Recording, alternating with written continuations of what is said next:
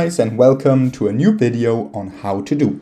Today I will show you how to perform slip edits in DaVinci Resolve 18. For this I have my two clips right in here, and it's important to say that I already edited this one, so I just cut out a little bit of this clip, but this is the raw clip.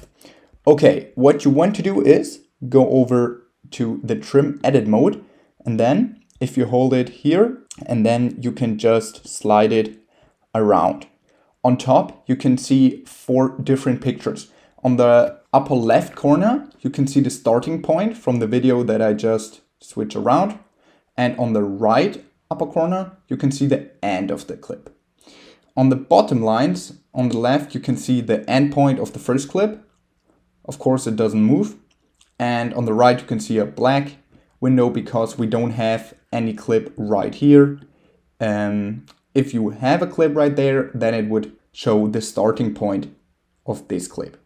Okay, then what you also can do is go down to this, to the blue line, and then you can just hover over it, press your button down, and then you can just move it. And as you can see on top, now the upper row doesn't move, but on the bottom, as you can see, the end of the first clip changes.